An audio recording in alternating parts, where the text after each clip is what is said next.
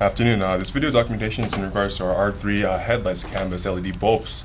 I understand that each of these components actually have two parts. They actually have the LED bulb itself and also the error decoding LED module. So again, I have two bulbs laid out here so that I can give you more of an accurate observation or review of how to do the testing. I've pretty much replicated the situation that you might have where you might have one side not working. So again, I actually have a 12-volt power supply unit on hand that I'm actually powering these LED bulbs, which mimics your car battery. So I'll go ahead and power these LED bulbs.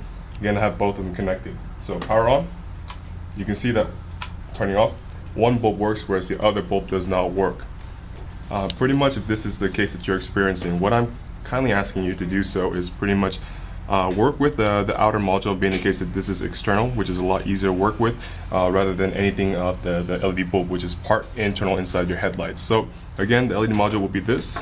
What I asked for you to do, disconnect the 9065 connectors from the LED module itself. You might need a flathead tool if you need to pry these clips open or whatnot to make it a lot easier for you. So once you have them pulled out, you have the LED module on hand.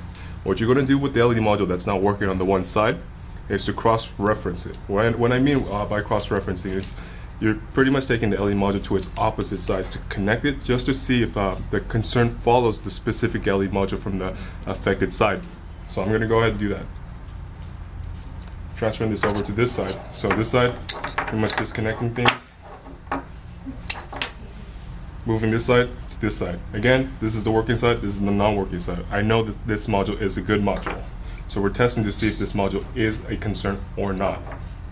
So when reconnecting the LED modules, please be very, very mindful of how you connect them. And not just have one way, however, be sure that you have your polarity aligned correctly, being the case that the LED modules, or at least just LED components in nature, are polarity sensitive. So once that's plugged, and this side's plugged in, I've ensured the polarity is correct for the whole setup. And I'll go ahead and plug this side in too as well. So, plug it in. Plug in this side.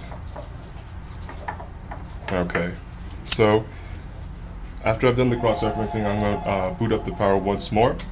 You can see now that this side, which was the initial side that wasn't working, is now working, and that this side that was initially working is now not working.